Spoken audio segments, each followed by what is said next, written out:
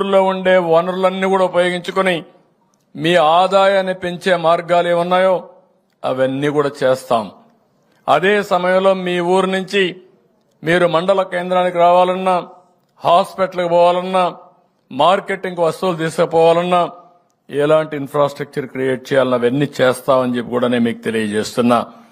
ఇది కాకుండా గిరిజనుల కోసం, మీ పిల్లల ఉద్యోగాల కోసం మొన్నే మీరు చూస్తే మెగా డిఎస్సి అనౌన్స్ చేశాం. దీనికోసం విశాఖపట్నంలో గిరిజనులకు స్టడీ సర్కిల్ పెడతాం, మెగా డిఎస్సి కోచింగ్ సెంటర్ పెడతాం, విజయవాడ తిరుపతిలో కూడా పెడతాం. ఇంకొక పక్కన ట్రైకార్ ద్వారా మళ్లా రుణాలు ఇప్పిస్తాం. గతంలో ఇచ్చినట్టే ఇన్నోవా కార్లు కూడా ఇప్పించి గిరిజనులకు జీవనోపాధి కల్పించే బాధ్యత తీసుకుంటాం. గతంలో 81 గిరిజన హాస్టల్ని రెసిడెన్షియల్ స్కూల్స్ గా మార్చాం. ఇప్పుడు వీటికి కొత్త బిల్డింగులు కావాలి, అవి కూడా కట్టించే బాధ్యత ఈ ప్రభుత్వం తీసుకుంటాం. ఇది కాకుండా గిరిజన సమరయోధుల కోసం చింతపల్లి మండలం లంబసింగిలో తాజంగి గ్రామంలో ఏర్పాటు చేస్తున్న గిరిజన్ మ్యూజియం కూడా పూర్తి చేస్తాం. ఇంకో పక్క విలేజ్ సెక్రటరీలో చాలా మంది పనిచేస్తున్నారు ఏఎన్ఎంల కింద. వాళ్ళందరినీ ట్రైబల్ వెల్ఫేర్ స్కూల్స్ లో పెట్టి మీ పిల్లల ఆరోగ్యం కాపాడే బాధ్యత తీసుకుంటాం. ఇది కాకుండా ఇంకొక పక్కన మీరు చూస్తే అరకు కాఫీ, అక్కడనే పెప్పర్ ఇవన్నీ తయారు చేయడం, పండించడం. మీకు ఏమేమి చేయగలుగుతామో మీ ఆదాయాన్ని పెంచే మార్గం. ఒక రోజున అరకు కాఫీ ఈరోజు కొన్ని షాపుల్లో ఉంది, కానీ ఇది ఇండియాలో ఉండే అన్ని షాపుల్లో పెట్టి ప్రపంచంలో ఉండే ముఖ్య నగరాల్లో పెట్టే బాధ్యత తీసుకుని అరకు కాఫీకి ప్రపంచవ్యాప్తంగా గుర్తింపు తీసుకొస్తామని చెప్పి కూడా నేను మీకు తెలియజేస్తున్నా.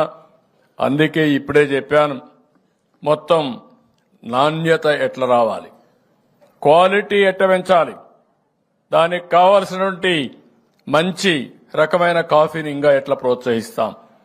అక్కడి నుంచి మీరు చూస్తే ఆ కాఫీని ఏ విధంగా మ్యానుఫ్యాక్చరింగ్ గా చేయాలి, కాఫీ పౌడర్ గా చేయాలి. అదే సమయంలో దీన్ని మార్కెటింగ్ ఎట్లా చేయాలో చేస్తాం.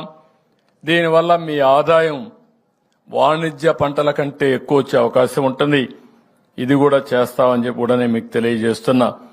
ఇంకో పక్క మీ ప్రాంతంలో ఉండే సహజమైన పంటలు, ఎక్కడ కూడా ఎరువు గాని క్రిమి సంహారక మందు వాడనటువంటి ఆర్గానిక్ పంటలు మీరు ఏర్పాటు చేస్తున్నారు.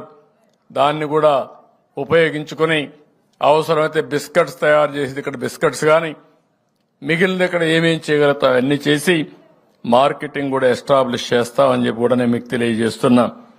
గిరిజన ప్రాంతాల్లో మీరు తయారు చేసే వస్తువుల్ని ఓఎన్డీసీ ప్లాట్ఫామ్ ద్వారా డైరెక్ట్ గా వినియోగదారులకు మీరే అమ్మే ఏర్పాటు చేస్తాం. అంటే ఈరోజు మీ ఊర్లో ఉంటారు, ఈ ప్లాట్ఫామ్ లో మీరుంటే ఎవరు హైదరాబాద్ లో కావాలన్నా, బెంగళూరులో కావాలన్నా మీ ఊర్లో ఉత్పత్తి చేసినటువంటి ఒక తేనె నేరుగా వాళ్ళకి అమ్మే ఏర్పాటు వస్తుంది, ఆ షాప్కి అమ్మే ఏర్పాటు వస్తుంది. దానికి కూడా శ్రీకారం చుడతామని చెప్పి కూడా నేను మీకు తెలియజేస్తున్నా. 2191 ఎస్టీ గ్రామాలకు రోడ్డు సౌకర్యం లేదు.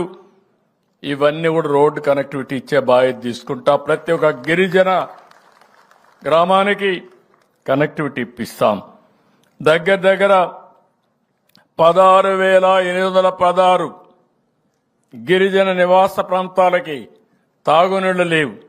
2,373 కోట్ల రూపాయలు ఖర్చు పెట్టి ప్రతి ఒక్క ఇంటికి కొళాయి ద్వారా నీళ్లు ఇప్పించే బాధ్యత తీసుకుంటాం. ఇది కాకుండా ఈరోజు జీవో నెంబర్ 3 ఉంది, ఎలక్షన్స్ కూడా ఉన్నాయి విశాఖపట్నంలో. నేను ఆ విషయం కానీ కొన్ని ఉద్యోగాల విషయాలు మాట్లాడలేకపోతున్నా. నాకు బాగా గుర్తుంది, నేనే తీసుకొచ్చిన జీవో అది. దాన్ని ఏ విధంగా మళ్ళా మీ పిల్లల కోసం ఏం చేయాలో అన్ని విధాలా చేస్తామని చెప్పి కూడా నేను మీ అందరికి హామీ ఇస్తున్నా.